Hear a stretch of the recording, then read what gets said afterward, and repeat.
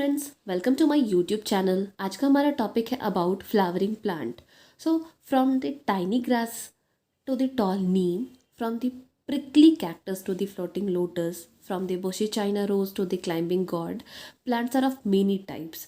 So in this chapter we will discuss only those plants which bear flower or flowering plant. There are many plants like fern, mosses, pines and firs which do not have flower, but you will learn about them later. So हमारा आज का पहला topic है types of plant. So there are many ways of classifying flowering plant.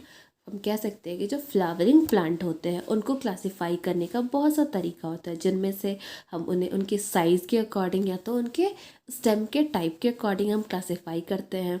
So on the basis of size and kind of stem, plants can be classified into herbs, shrubs and trees.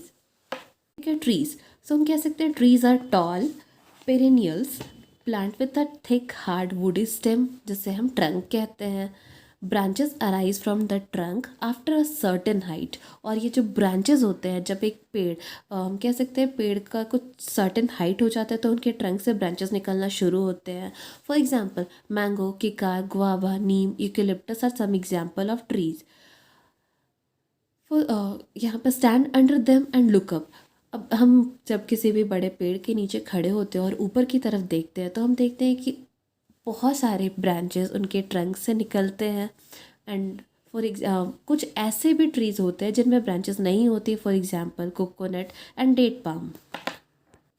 Now next topic is parts of a plant. So a plant has two parts. एक plant का हम कह सकते हैं दो part होता है. एक पार्ट जो ग्राउंड के अबव होता है और एक ऐसा पार्ट जो ग्राउंड के नीचे होता है. तो पार्ट अबव द ग्राउंड, उसमें stem, leaves, flower and fruit consist होते हैं, जिसे हम शूट कहते हैं. और कुछ जो पार्ट ग्राउंड के नीचे होता है उसे हम रूट कहते हैं. नाउ नेक्स्ट टॉपिक है हमारा रूट. अब the root of land plants grow underground. अब जो भी लैंड प्लांट होते हैं उनके रूट अंडरग्राउंड या आप कह सकते हैं मिट्टी के अंदर ग्रोथ होता है उनका. Though they serve the same purpose, they are of two major types. अब ये जो रूट होता है ये भी दो टाइप का होता है. फॉर दिस यहाँ पे एक एक्टिविटी दी हुई है जिसमें कहा जा रहा है gently pull out a clump of grass after loosening the soil around it. हमें यहाँ पे इस एक्टिविटी में कहा जा रहा है कि हमें एक ग्रास क्लम्प को उसके चारों तरफ की मिट्टी को ढीला करके उसे हम उखाड़ लेंगे. Dust the soil off the root. और हम उसकी मिट्टी को, उस ग्रास की मिट्टी को झाड़ लेंगे और देखेंगे कि उसका जो उसके रूट को हम ऑब्जर्व करेंगे. देन हम एक मैरीगोल्ड पौधे का हम रूट उखाड़ लेंगे, या फिर स्पिनक जिसे हम पालक कहते हैं उसे उखाड़ेंगे और उससे जितने भी सॉइल के डस्ट हैं उसे हम हटाएंगे. तो हम देखेंगे यहाँ पे कि grass has a cluster of fibrous like root. हम यहाँ पे देखेंगे कि ये जो ग्रास है इसमें फाइबर लाइक रूट्स होते हैं, जबकि स्पिनक में, पालक में जो रूट्स होते हैं उसमें ब्रांचेस होते हैं. Now, grass and many cereal plants like for example maize, wheat have thin fiber like root. जैसे हम यहाँ पे फिगर 9.1a में देख सकते हैं, figure like root containing out of the base of the stem, जिसे हम फाइब्रस रूट कहते हैं. In plant like spinach, mustard, on the other hand, there is a main root growing from the base of the stem. This main root, which grow vertically downward, is called tap root. और इसमें branches होते हैं जैसे हम figure 9.3 के B में देख सकते हैं. It has branching roots coming out of it. Now next topic is functions of root. Now, did you find it difficult to pull out the plant in the previous activity? अगर हम यहाँ हमारा जो activity दिया हुआ है उससे अगर हम करते हैं तो हम देखेंगे कि एक प्लांट को पुल आउट करने में, मिट्टी से उखाड़ने में हमें थोड़ा डिफ़िकल्टी होती है. तो ऐसा इसलिए होता है कि जो रूट्स होते हैं मिट्टी में चारों तरफ फैले हुए होते हैं और ये प्लांट को ग्राउंड के साथ होल्ड करके रखते हैं और इसे अपरूट करना डिफ़िकल्ट होता है। तो हम कह सकते हैं कि रूट का एक मेजर फंक्शन है प्लांट को सॉइल में होल्ड करके रखना।